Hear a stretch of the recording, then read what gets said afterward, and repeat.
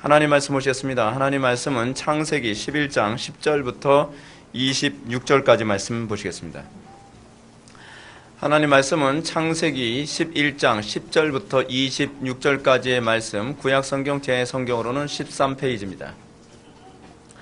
구약성경 13페이지 창세기 11장 10절부터 26절까지의 말씀 찾으셨으면 제가 봉독하겠습니다.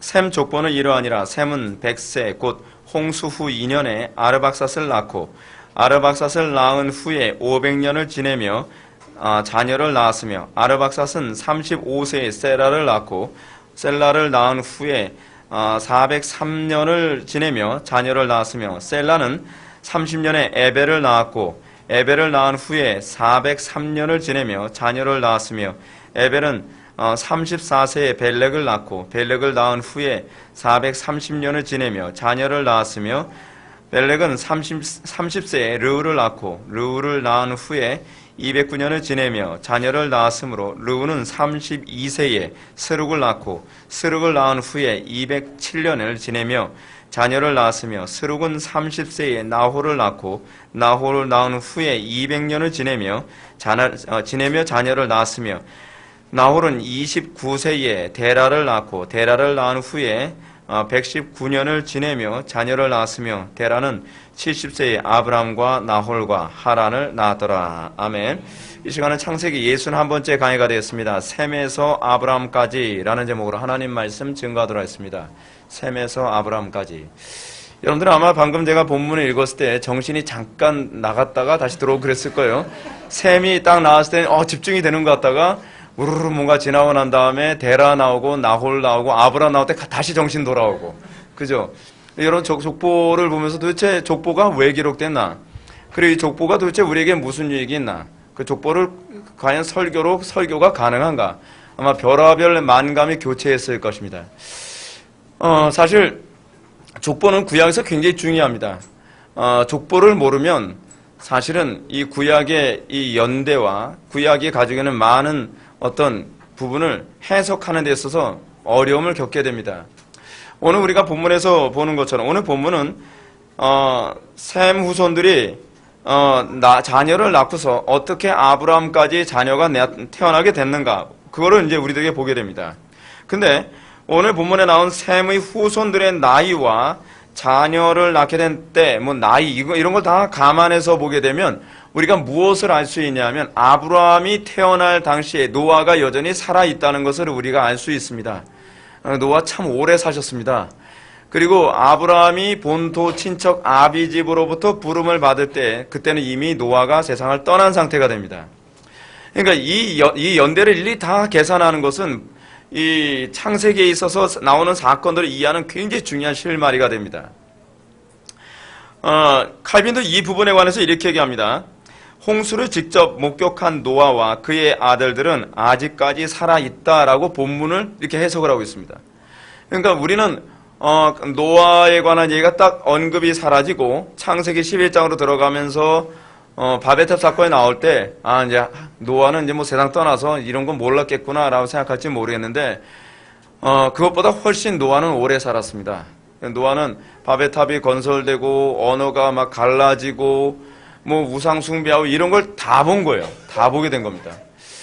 그러니까 여러분 이 연대와 관련해서 이해했을 때 대부분 오늘도 이제 식사 시간에 잠깐 그런 얘기를 했지만 욥이 태어나서 욥이 살던 그 시대가 사실은 아브라함 세대하고 거의 비슷한 연대에 있습니다. 그러니까 이게 어떻게 연대를 가지고 있는지 대충 보게 되었을 때 이 흐름이 좀 더 선명하게 보일 수가 있죠. 다시 말해서 이 노아는 방주에서 나온 후에도 몇 년을 살았죠?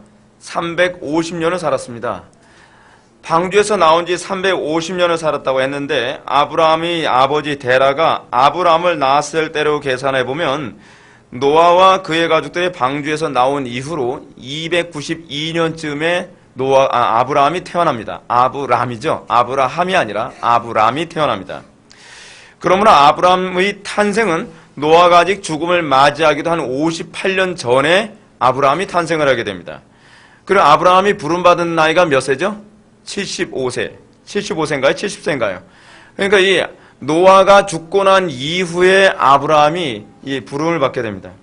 이런 차원에서 봤을 때 노아는 850년의 인생을 살면서 너무나 많은 죄악과 고통을 눈으로 직접 목격하며 힘겨운 삶을 살았다라고 할 수 있습니다. 그럼에도 불구하고 우리가 이 노아를 보면서도 참 위로가 되는 것이 무엇이냐면, 노아가 그 850년을 그 모진 고통과 마음고생과 괴로움과 핍박받아가면서 살면서도요, 그가 믿음을 끝까지 지켰다는 것은 노아보다 한 10분의 1 정도 살아가는 우리가 믿음 못 지키면 이거는 노아 할아버지가 보기엔 좀 미안하죠. 그쵸? 우리는 정말 복받은 세대입니다. 800세까지 안 살게 됐다는 게요. 그쵸? 여러분, 800년을 순례 생활하는 것과 여러분 80년을 순례 생활하는 것과 어느 쪽이 더 복된 겁니까? 물론 하나님 안 믿는 사람이야 하루라도 더 오래 살고 싶어서 난리를 치겠지만, 이 땅에서 날마다 그의 나라와 그의 의만을 바라보며 어떻게 하든지 이 땅에 이 죄악을 안 보면서 살고 싶어하는 노아와 같은 사람들에게 850년이라고 하는 기간은 어떤 면에서 너무 가혹하고 너무 고통스러운 기간으로 여겨질 수가 있습니다. 이처럼 노아는 나그네 삶을 이토록 오래 유지했습니다. 그래서 여러분 메투엘리의 말을 한번 들어볼까요? 메투엘리는 이 본문에 대한 주석을 이렇게 했습니다.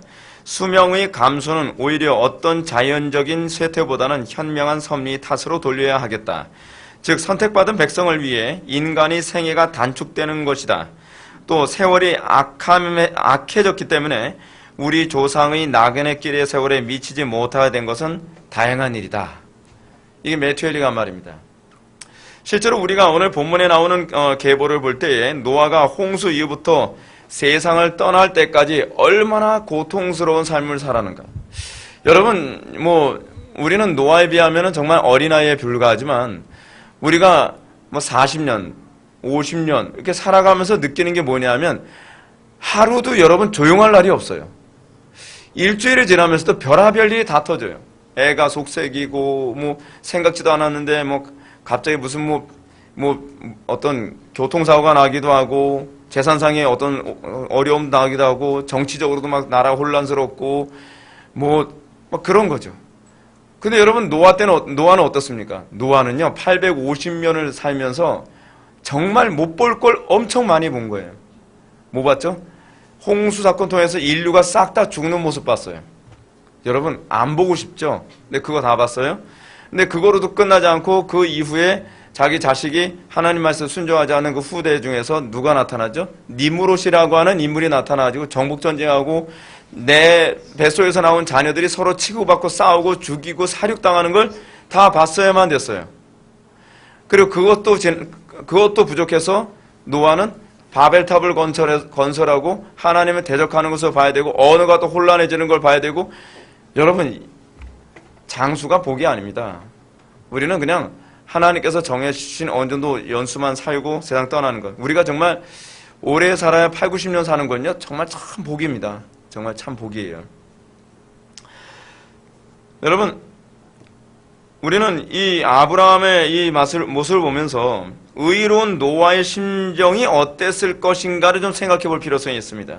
노아는 아마도 끊임없는 탄식을 하면서 하나님께 기도를 올렸을 것입니다. 그가 할 수 있는 게 그것밖에 없겠죠. 끊임없이 기도 생활을 했을 것입니다. 그런데 의인 노아의 탄식과 고통은 여기서 끝나지 않죠. 우리가 지난 시간까지 살펴보았던 것처럼 자신의 몸에서 태어난 후손들이 하나님을 대적하기 위해서 하나가 됩니다. 여러분 왜 방주를 건조하고 왜 방주 통해서 생명을 건진 거죠? 이걸 통해서 하나님 나라의 새로운 건설을 꿈꿨던 거죠. 제가 요즘 종교개혁주의를 되면서 묵상을 자꾸 하게 되는 게 그겁니다. 종교개혁자들이 오늘날 이 시대를 바라보면서 어떤 생각을 했을까요? 루터나 칼빈이 정말 죽고 싶을 만큼 고통스러운 그런 힘겨운 과정을 겪어가면서 종교개혁을 했거든요. 종교개혁을 하는데 이제 몇 년째라고요? 500년째. 여러분 루터나 칼빈이 과연 뭘 꿈꿨을까요? 앞으로 우리 후세대 500년 후에는 로마 가톨릭은 완전히 다 없어지고 정말 기독교가 번창하며 정말 하나님의 영광이 가득한 세상을 꿈꾸지 않았겠습니까? 근데 만약에 그분들이 오늘날 보게 되면 루터의 후예라고 하는 루터란들이, 여러분 루터교 사람들을 루터란이라고 그러거든요. 근데 루터란들이 로마 가톨릭과 사인을 해가지고 종교 통합에 사인을 해버려요. 루터가 보면요, 미칠 노릇입니다. 그렇죠? 그리고 한쪽에서는 종교계의 후예들이 WCC에 가입을 하고 거기에 사인을 하고 말도 안 되는 일이 계속 터진다고 생각해 보십시오. 아마 이 노아와 같이 오래 살았다고 하는 칼빈 선생님이 아마 아직도 살아계실 겁니다. 루터도 아직까지 살아계실 거고요. 그럼 루터나 칼빈이 보여되면 어떻게 생각할까요? 아이고, 내가 뭔 지은 죄가 많아서 이 꼴을 다 보고 살아야 되나. 그러지 않았겠습니까? 답답한 노릇이죠, 사실은요. 제가 이 바벨탑을 거론할 때 아마도 여러분들은 바벨탑 사건을 해서 온 세상이 다른 언어를 사용하게 된 시기가 과연 언제일까라고 하는 궁금증을 가진 분들이 아마 있을 겁니다. 그리고 그때가 노아가 몇 세 때였을까라고 여러분들 궁금할 수도 있을 겁니다. 여러분, 그게 측정이 가능할까요? 근데 성경에 보게 되면 이 족보 때문에 그게 측정이 가능해요. 언제 언어가 다 갈라졌는지. 모세는 우리의 이런 궁금증을 해소해 줄 수 있도록 창세기 10장 25절에 그 말씀을 기록하고 있습니다. 창세기 10장 25절에 보면 에벨은 두 아들을 낳고 하나의 이름을 벨렉이라 하였으니 이때 세상이 나뉘었음이요 라고 얘기합니다. 여기서 에벨이 벨렉을 낳았을 때 그때가 세상이 나누어졌다라고 했을 때 세상이 나뉘어졌다라고 하는 이 부분이 바로 바벨탑 사건을 통해서 언어가 다 이렇게 여러 가지 언어로 이렇게 혼잡하게 된 때를 얘기하는 거예요. 근데 그건 저만의 주장이 아니라 대부분 구약 신학자들이 다 동의하는 부분입니다. 그렇다면 에벨이 벨렉을 낳은 때는 언제일까요?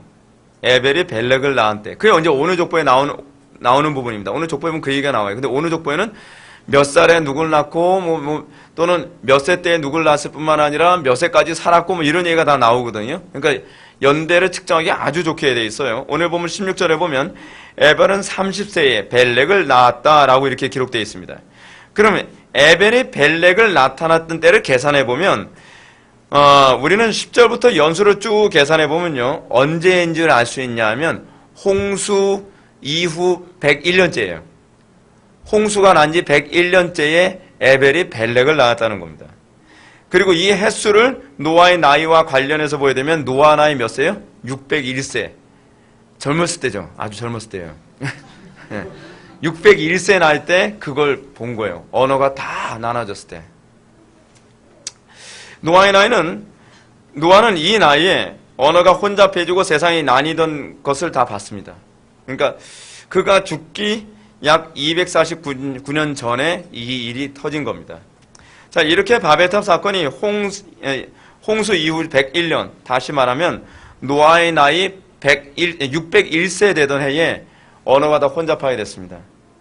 여러분, 놀랍지 않습니까? 사람이 얼마나 빠른 속도로 부패하고 타락하는지 몰라요. 한 100년 만에 다시 이 사람들이 심판받을 때 이전 모습처럼 다 부패하고 타락한 거예요. 여러분 이 부분 요즘 그냥 제 말만 막 듣지 말고 여러분들은 심각하게 좀 질문을 던질 수 있어야 돼요. 어떻게 100년 만에 전 세계 사람들이 그렇게 될 수 있었을까요? 그거는요, 오늘날처럼 인터넷이 발달했다거나 매스컴이 발달했으면 이해할 수 있어요. 그렇죠?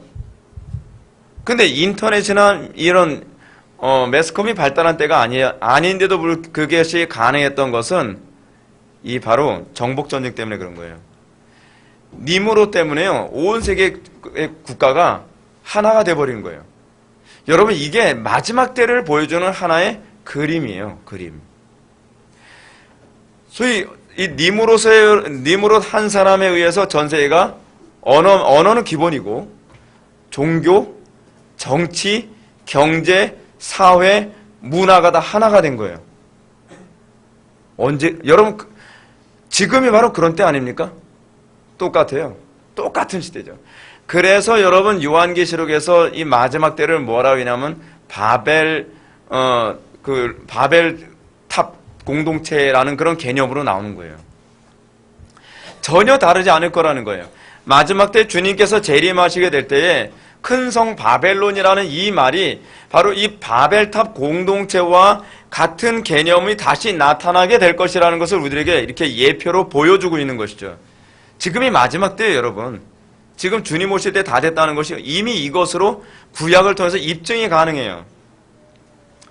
니무롯의 정복전쟁은 사실은 모든 것을 하나로 통합하는 게 가능해졌습니다. 특히 이 세계 단일 정부, 이 통치 체제가 이렇게 하나님을 대적하는 주체가 되어버리고 말았습니다. 그 시대의 통치자였던 니무롯이 영적 가인 계보였기 때문에 하나님 중심으로 하나를 만드는 국가가 아니라 하나님을 대적하는 것으로 하나를 만드는 그런 시대가 되어버린 것이죠. 따라서 니무롯은 자기 통치 영역을 하나님 없는 안전과 하나님 없는 풍요, 하나님 없는 이 만족으로 가득 채우기 위한 야심으로 가득했습니다. 이런 사실은 오늘날 이 시대를 보면 얼마든지 가능하죠. 여러분 이 시대 보면 여러분 노아가 이 바벨탑 시절 때 어떤 모습으로 그 시대가 그랬는지 다 보았을 겁니다. 이 시대를 보면 그때가 쉽게 보여요. 이런 현상을 보면서도 아마도 노아는 홍수 이전의 사건을 염두에 두며 하나님의 크고 드러운 심판을 계속적으로 경고했을 겁니다. 여러분 노아 나이 600이 때 아직 젊을 때 열심히 얘기했겠죠. 니므롯한테 가서 얘기했겠죠. 그거 아니야. 그렇게 하면 안 돼. 제일 나이 많은 어르신이기 때문에 아마 니므롯도 무시할 수는 없었을 겁니다. 근데 문제는 교만한 사람은 누구 말도 듣지 않습니다. 안 듣는 정도가 아니라 문제는 뭐냐면 당시 최고의 원로로서 노아가 아무리 얘기해도 그들은 듣는 것이 아니라 정반대로 가죠. 니므롯은요 아마도 더 다른 방법으로 이걸 피해갈 방법을 찾았을지도 모릅니다. 하여간 노아는 아마 이 바벨탑을 건축하면서 하나님의 진노를 스스로 자기 힘으로 피해가고 자기 스스로 구원을 추구하려고 하는 이 니므롯을 비롯한 바벨탑 공동체를 바라보면서 안타까워하고 탄식했을 것이 틀림없습니다. 칼빈의 말을 들어봅시다. 칼빈은 다음과 같이 노아의 심정을 묘사합니다. 그런데도 그들의 헛된 허영심으로 그렇게 철저하게 부패되는 것을 도저히 삼갈 수가 없어서 결국 그들은 철저하게 하나님을 버리고 배교하게 되었던 것이다. 한편 노아의 특이한 열심과 영웅적인 견인 불발의 정신으로 거룩한 그는 하나님의 영광을 지탱하기 위하여 모든 면에서 투쟁했을 것은 의심의 여지가 없다. 그리고 그가 예리하게 그리고 가혹하게 그리고 사실상 호통을 치며 그의 후손들의 불신적인 배교를 비난했을 것도 의심하지 않는다.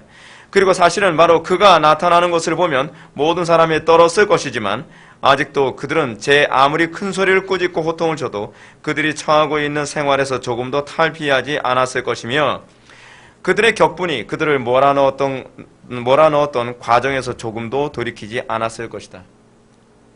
칼빈은 정말 노아가 얼마나 열정적으로 그리고 얼마나 헌신적으로 그들을 하나님께서 원하시는 길로 돌이키도록 얼마나 애를 썼겠는가, 그것은 뭐 사실은 얼마든지 추측 가능합니다.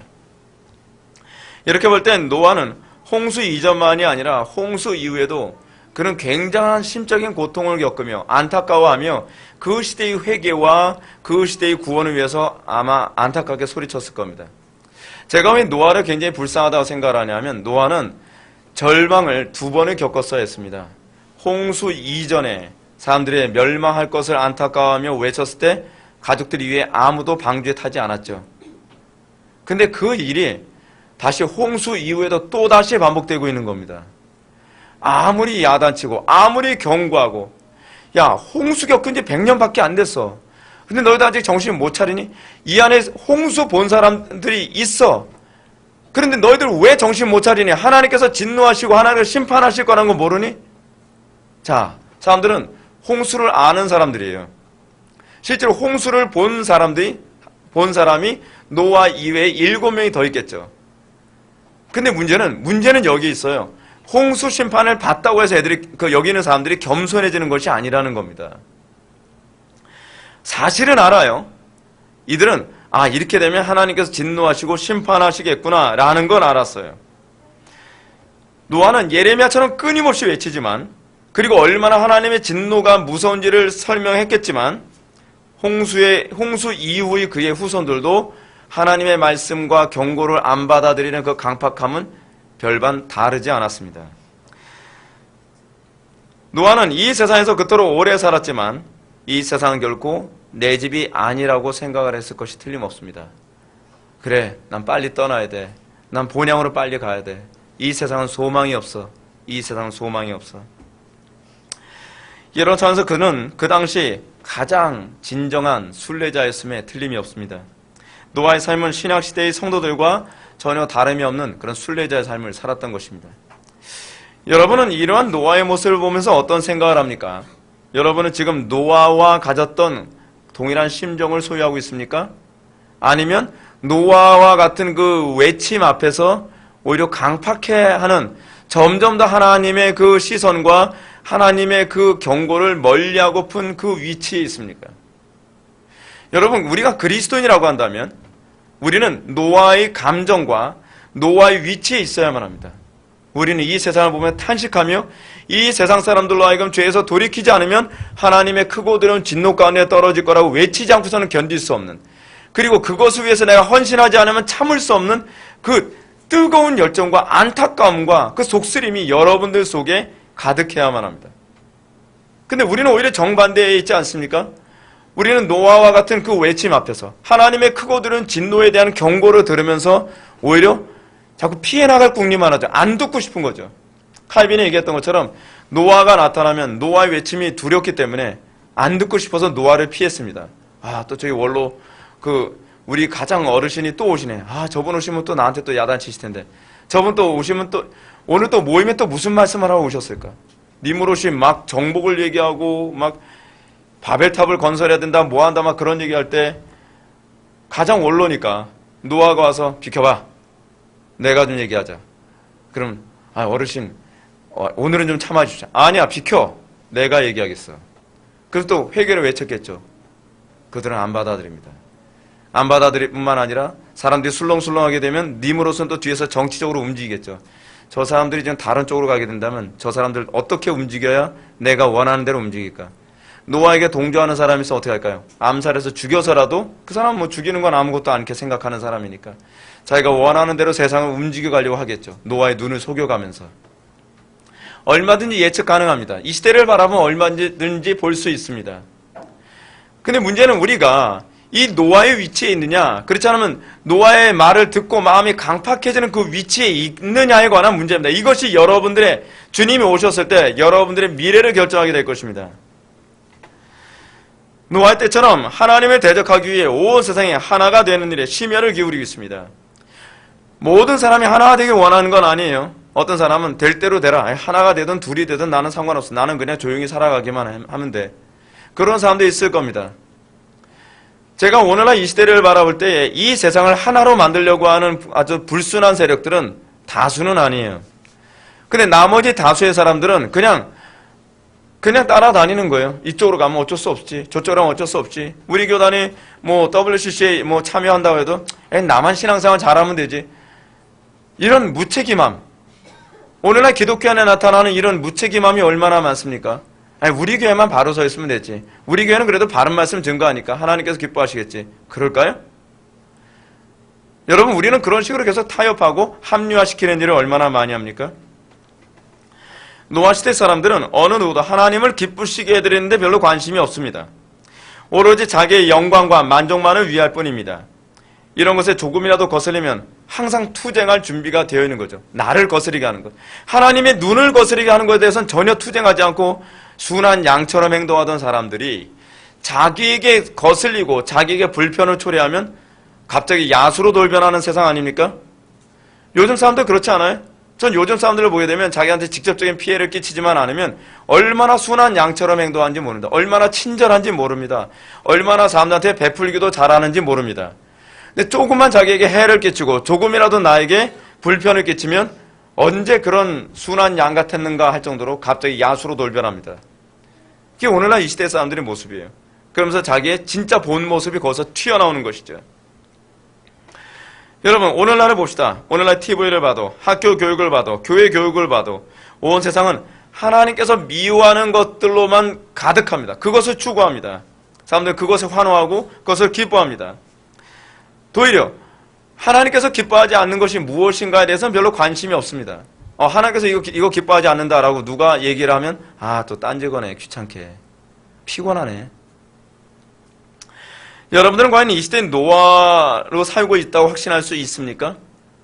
우리는 이 시대의 노아로 사는 것이 정상입니다. 우리는 과연 이 시대의 노아입니까? 아니면 이 시대의 님으로 밑에서 생활하는 그 사람들입니까? 우리는 노아와 같은 심정을 품게 됩니까?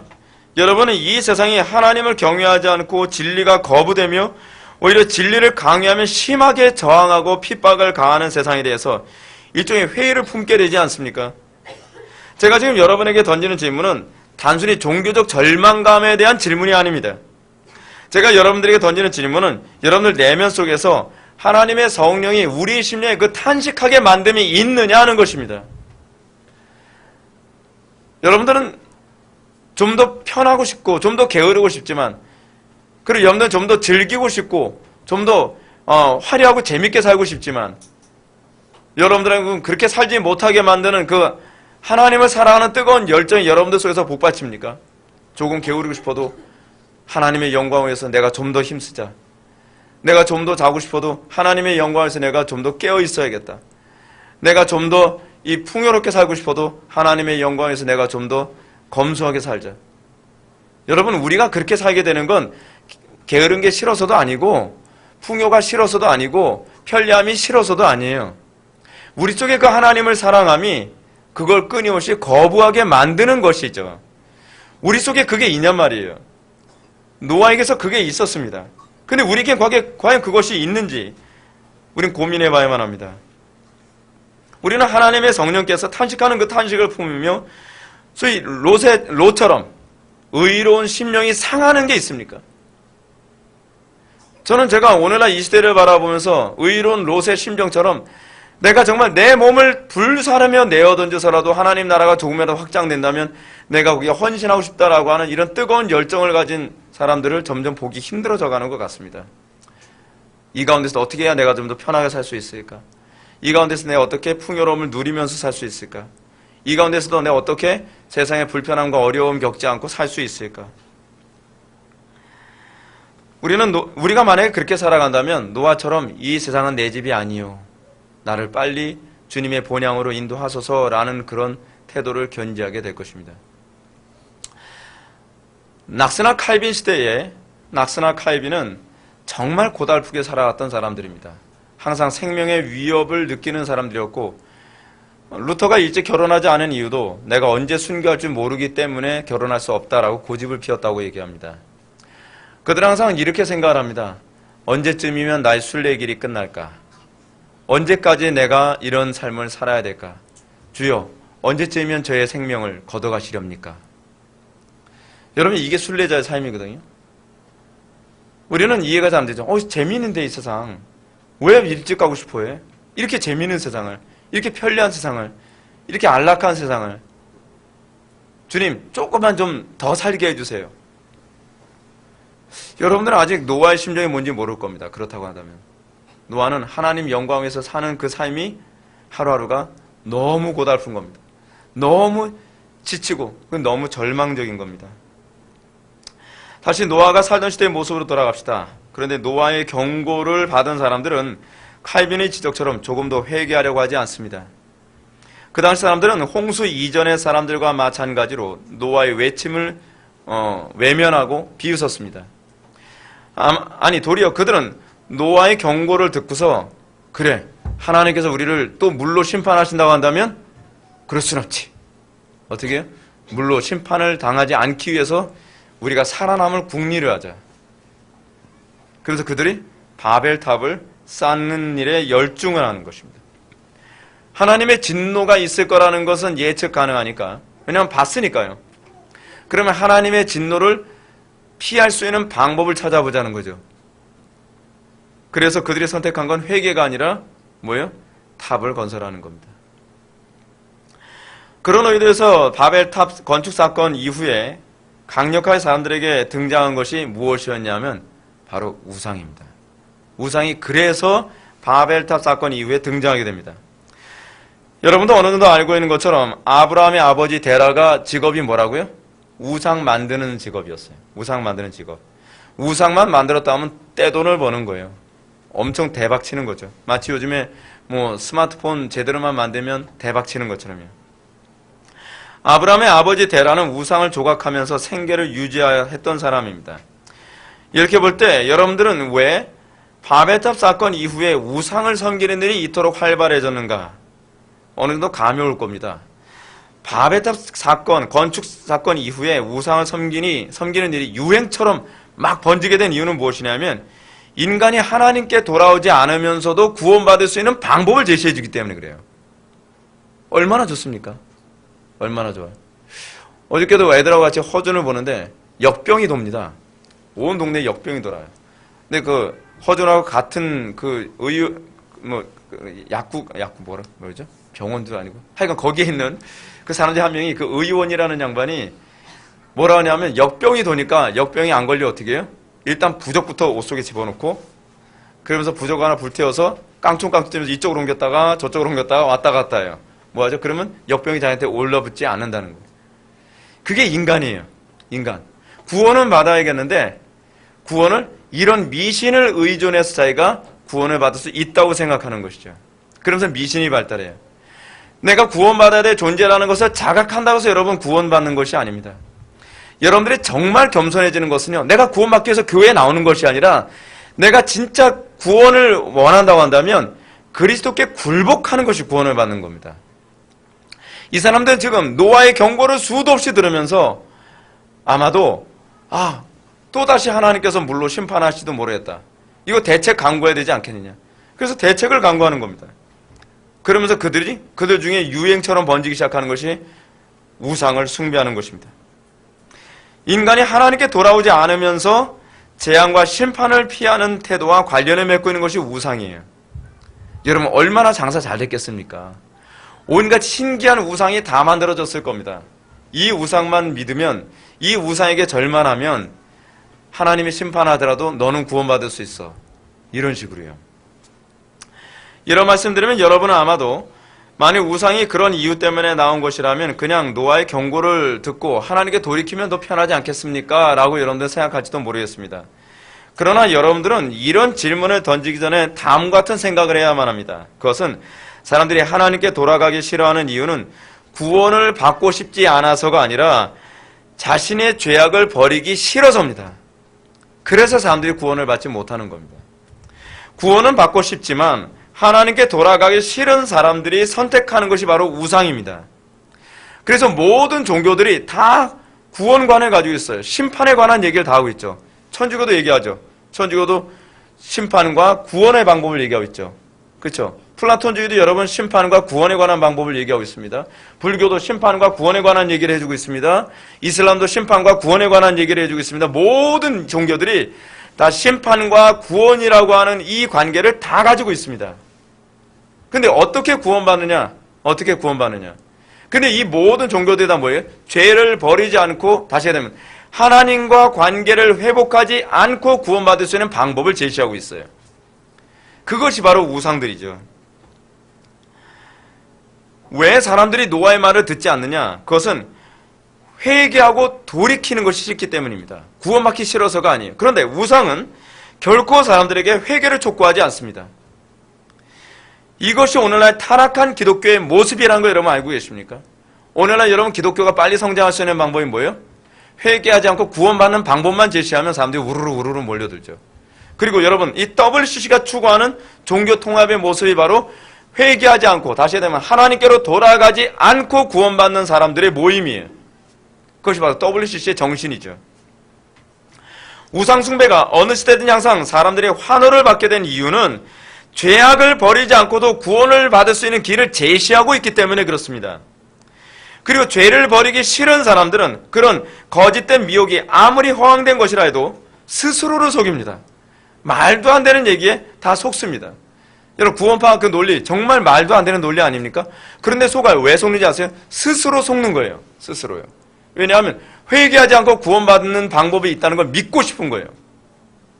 그들은요 하나님의 심판을 결코 벗어나지 못할 것입니다. 따라서 초대교회 때서부터 지금까지 항상 교회를 미혹했던 미혹의 영의 특징은 십자가 없는 구원을 선포하는 것입니다. 바울은 이것을 뭐라고 표현했죠? 다른 영, 다른 예수라고 얘기하고 있습니다. 그런데 이러한 모습이 바로 오늘날 모습이죠. 이 시대는 끊임없이 하나님의 크고 두려운 심판의 경고를 받습니다. 그건 우리는 다 알고 있습니다. 아, 우리가 예수 안 믿고 죽으면 지옥 가는구나.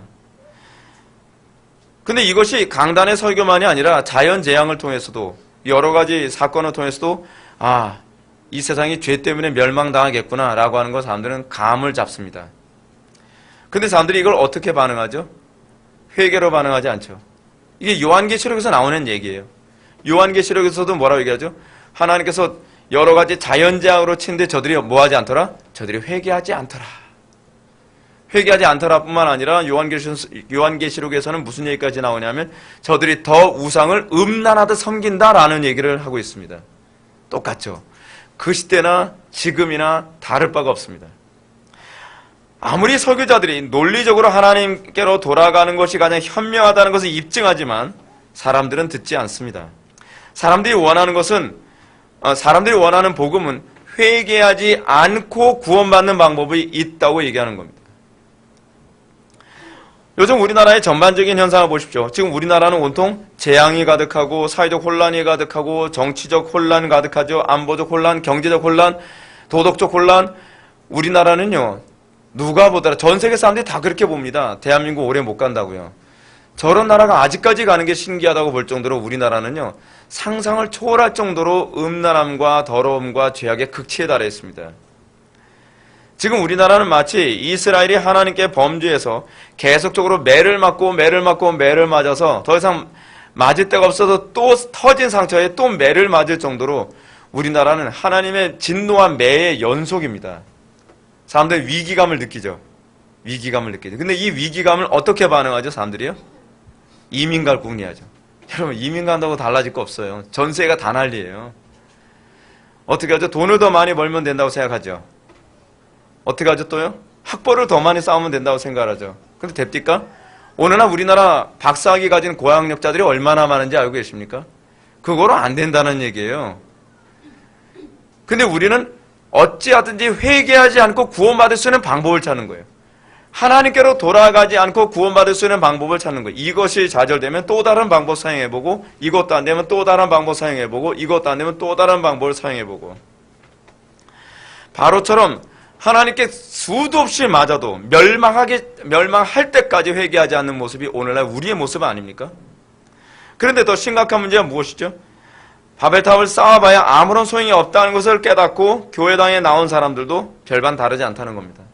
오늘날 교회당에 나온 사람들은 뭐 안 믿는 사람들보다 좀 낫나요?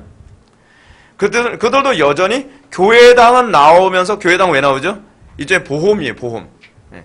교회당에 나오면 적어도 천국은 가겠지. 그러면서 교회당은 나오면서 어떻게 해요? 여전히 죄는 버리지 않고 회개하지 않습니다. 그 회개해야만 구원받는다고 얘기하면 너무 양심에 찔리니까 어떻게 해요? 회개하지 않아도 구원받는다라고 너무 논리정연하게 잘 설득해주는 그런 목사님을 찾아가서 위로받고 싶은 거죠. 저는요, 회복의 교회에서 맨날 회개하지 구원받는다는 말을 들었다가 여기 오니까 진짜 힐링이 돼요, 힐링이. 회개하지 않아도 구원받을 수 있는 방법이 이렇게 명확한 방법이 있는데, 오 마이 갓! 그러면서요. 여러분, 인간은요, 성경을 원치 않아요. 진리를 원치 않아요. 사람들은 끊임없이 구원은 좋지만 죄는 버리기 싫다라고 얘기합니다. 그렇기 때문에 이런 사람들의 모습 속에는 뭐가 가득하죠? 함의 모습이 가득합니다. 함의 모습이 가득해요. 제발 좀 진절머리나게 그 회개 좀 얘기하지 마. 죄는 좀 그만 지적해. 당신이 죄를 지적하지 않았으면 내가 이렇게 하나님하고 멀어지지 않았을 거야 라고 얘기합니다. 우리는 그렇게 핑계를 대지 않습니까? 당신이 죄를 지적했기 때문에 내가 하나님하고 더 멀어졌다. 그럴까요? 과연 그럴까요? 죄를 지적하기 전에도 이미 하나님하고 훨씬 멀어져 있었지만 죄를 지적함으로써 그 사람이 얼마나 하나님과 먼 관계인지가 입증된 것뿐은 아닌가요? 또 이렇게 얘기하면 얄밉다 그러죠. 네. 근데 그게 실제입니다. 그게 사실이에요. 하나님의 말씀으로 끊임없이 회개하라고 지적을 하면 그 말씀을 결코 달게 받지 않고 심한 분노와 거부감을 표현합니다. 자, 이 정도면 여러분들은 과연 그 당시 의로운 노아의 헌신과 충성이 과연 무슨 의미가 있었을까? 좀 고민되지 않습니까? 여러분, 노아가 능력이 부족해서, 말씀의 능력이 부족해서 과연 이 변화를 못 시켰을까요? 노아 할아버지 기도를 좀 더 많이 하시죠. 사바나 롤러처럼 7시간 정도 기도하고서 그 사람들이 외쳤다면 그 사람들이 변화되지 않았을까요? 그 문제가 아니에요. 여러분, 노아를 보면 그가 얼마나 성령 충만했을지, 여러분, 하나님께 직접 방주 설계까지 받을 정도로 얼마나 영적으로 충만했던 사람이에요. 여러분들 중에서 방주 설교도 받은 사람 손 들어보세요. 없죠? 그 정도로 이 사람 대단한 분이에요, 영적으로요. 근데 아무리 외쳐도 회개하지 않아요. 아무리 외쳐도요. 그럼 여러분, 노아가 그렇게 오랜 세월을 살게 하신 하나님의 의도가 뭘까요? 우연인가요? 노아가 방주에서 나오고 나서 무슨 의미가 있다고 350년이라고 하는 기간을 살았어야만 했을까요? 어떻게 보면 우리는 노아의 영향력은 아무것도 아닌 것 같이 이렇게 보여집니다.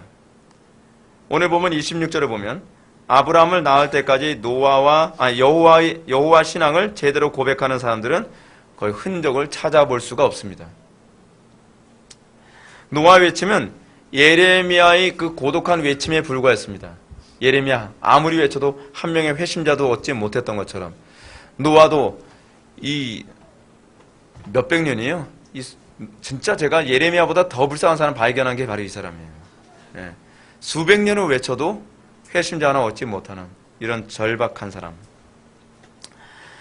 도리어 세상은 더 악해져 가고 점점 더 절망을 향해서 달려가기만 합니다. 우리 안목으로 볼 때 그의 기도와 헌신은 아무것도 막을 수 없었다고 생각이 됩니다. 그의 기도는 수백 년 동안 지속되는 기도였지만 결코 함의 불경건함을 교화시키지도 못했습니다. 니무롯의 끔찍한 살인과 정복 전쟁도 막을 수가 없었습니다. 또 바벨탑을 건축하는 것도 막을 수가 없었습니다. 더 나아가 노아는 여호와 신앙을 다음 세대에 전수해 주는 것도 실패했습니다. 노아가 한 게 뭐예요? 노아가 이룬 업적이 뭡니까? 여기서 여러분 생각을 잘해야 돼요. 우리는 자꾸 업적 생각하죠. 그렇죠? 과연 우리는 내가 이 땅에 태어나서 목회를 하면서 내가 수천 명 목회를 하고 세상 떠나야 되는데 예배당도 의리의리하게 져야 되는데 그래 내가 하나님 앞에 여러분 그건 우리 생각이에요. 그건 사실 내가 영광 받고 싶어서 합리화시키는 거거든요. 어떻게 보면 노아나 예레미야는 우리의 안목을 봤을 때 아무것도 아닌 사람처럼 보이죠. 이 관점에서 보면 노아의 850년의 인생은 참 허무한 인생이라고 밖에는 보이지가 않습니다.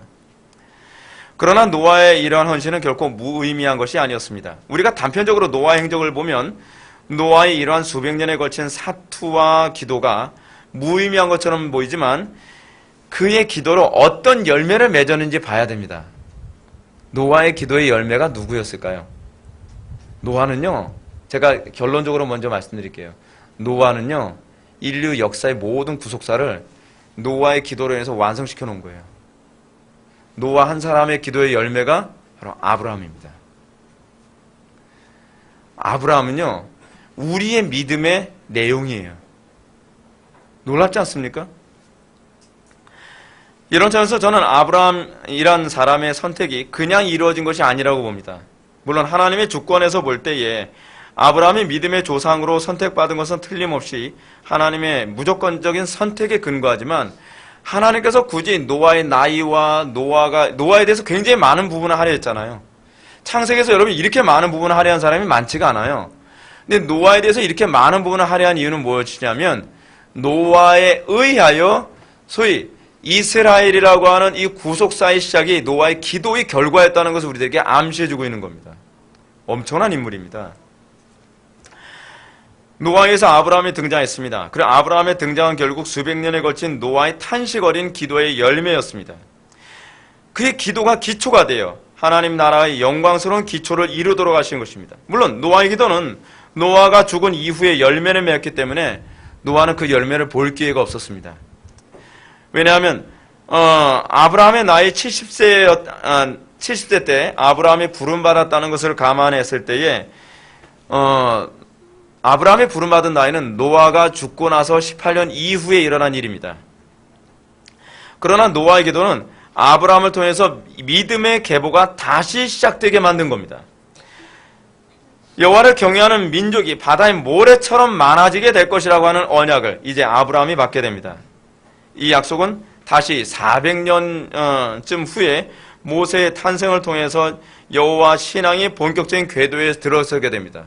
근데 마치 이 노아의 기도는 이 모든 것에 씌인 거예요. 다 이거 안에 담겨 있는 것이죠. 우리는 노아의 기도의 결과가 아브라함으로 하나로 보이지만 우리가 구속사의 마지막에서 보면 아브라함이라고 하는 한 사람 안에 신약의 교회까지 다 담겨 있는 겁니다. 그럼 여러분, 노아가 얼마나 엄청난 이 사람인지 알겠죠?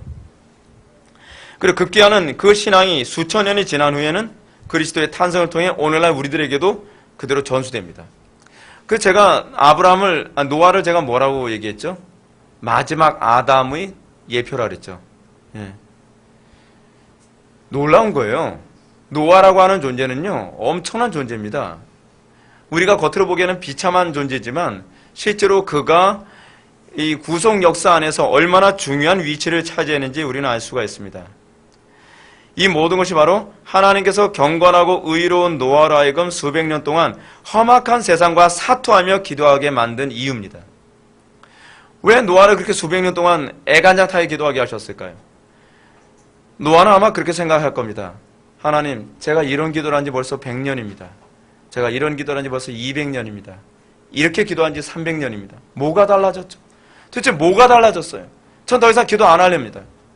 그래도 하나님께서는 또 노아의 마음을 강권하여 이 민족을, 이 세대를 위해서 또 기도하게 하시고 또 기도하게 하시고, 뭐하러 기도하게 하세요, 하나님? 성령께서 하도 강권하시니까 다시 또 기도하는 자리에 나올 수밖에 없지만 아무것도 달라지지 않는 현실을 보면서 노아는 또 절망하고 또 낙담하고 또 절망했을 겁니다.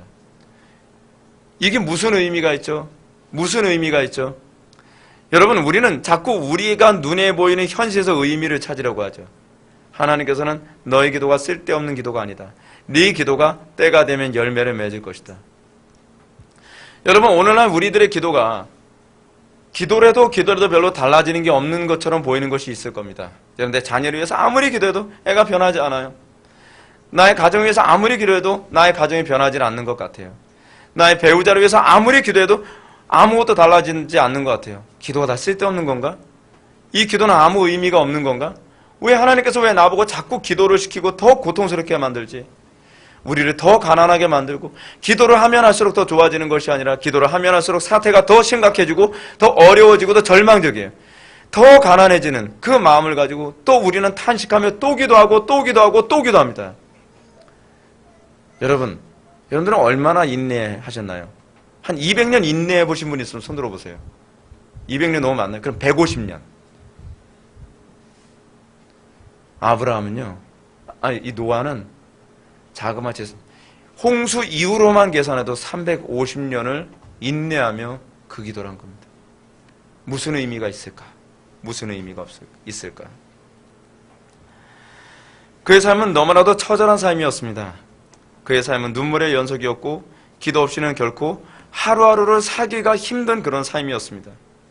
그런 가운데도 노아의 삶은 현실적으로 볼 때 아무런 업적도 없고 아무런 효과도 없습니다.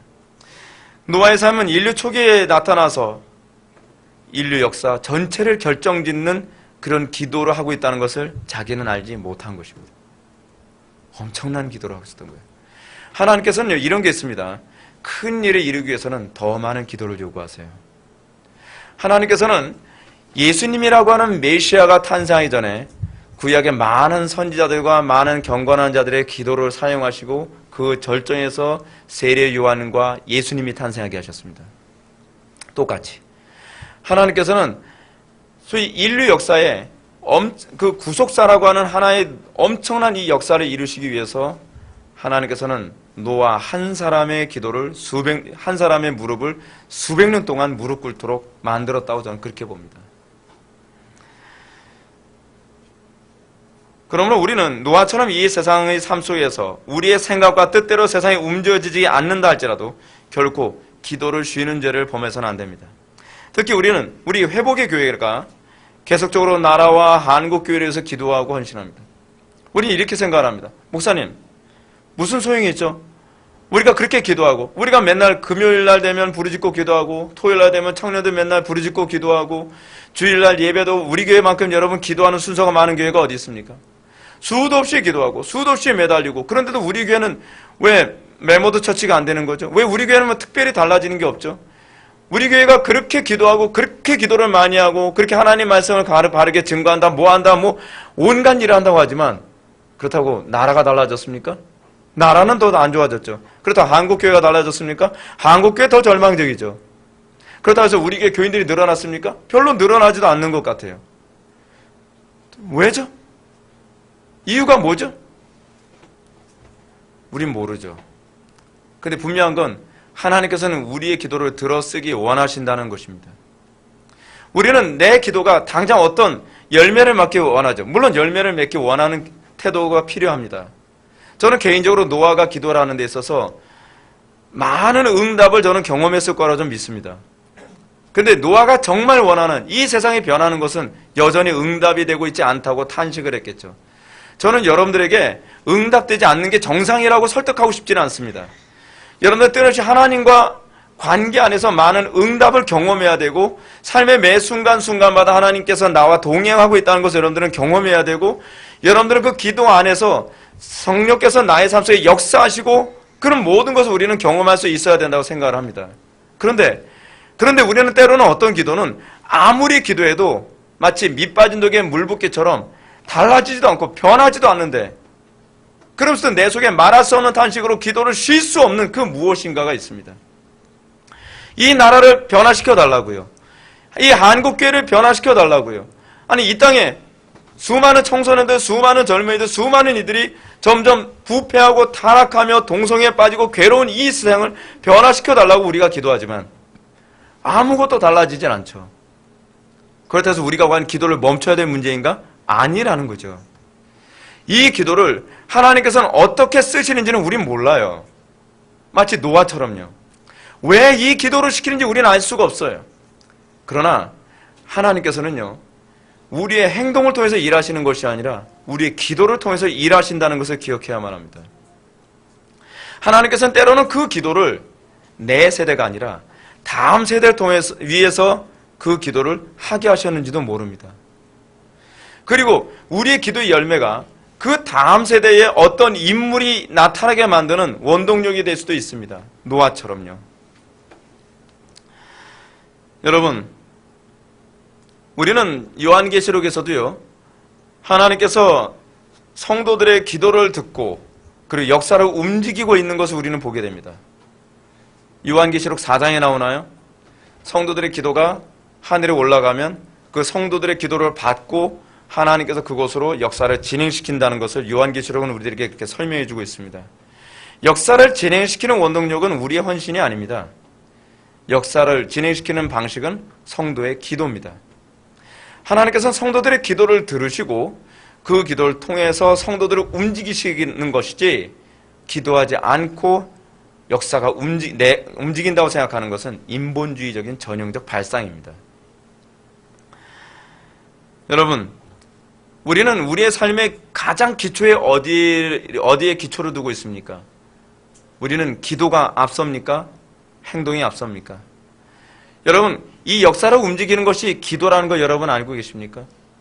하나님께서는 너희는 먼저 그의 나라와 그의 의를 구하라고 얘기합니다. 하나님께서는 역사를 진행시키시되 하나님께서는 주권적으로 역사를 움직이시지만 그 주권적으로 역사를 움직이시는 배후에 성도들의 기도를 사용하신다는 것을 기억해야만 합니다. 하나님께서는 성도의 기도를 사용하셔서 주권적으로 역사를 움직이십니다. 그 대표적인 사람이 저는 노아라고 생각을 합니다. 하나님께서는 노아에게 수백 년의 기도를 요구하셨고 그 기도 속에 하나님께서는 구속사라고 하는 이 씨를 담으셨습니다. 그리고 하나님께서는 그 노아의 기도가 충분히 완성될 때까지 그를 데려가지 않으셨습니다. 그리고 하나님께서는 그의 기도를 사용하셔서 아브라함이 탄생하게 되고 그 이후에 수백 년 후에 모세가 탄생하고 그리고 그 이후에 예수 그리스도께서 탄생하시고 그 이후에 교회가 탄생하게 하신 것을 믿으시기 바랍니다. 이 시대를 살아가면서 우리는 가장 힘들지만 기도하기 쉬는 죄를 범치 않도록 해야만 합니다. 신앙의 비밀, 그것은 인내하며 주님을 따를 때에 우리가 맛보게 되는 것입니다. 다시 기도하시겠습니다. 사랑이 많으신 하나님 아버지, 우리가 오늘 이 시간 노아 한 사람을 통해서 하나님께서 얼마나 놀라운 일을 진행해 나가셨는지를 우리가 살펴보았습니다. 우리가 볼 때에 노아 한 사람이 아무것도 아닌 것 같고 그가 어떤 업적도 내세울 것이 없는 것처럼 보이지만 하나님께서는 그의 기도를 들어 쓰시기를 기뻐하셨고 그를 통해서 주님께서는 영광 받으신 줄 믿습니다. 우리가 이 시대를 살아가면서 노아의 그 모습을 묵상하게 하여 주시고 우리가 기도하는 이 인내를 노아에게서 배우게 하여 주옵소서. 예수님의 거룩하신 이름으로 기도드립나이다. 아멘.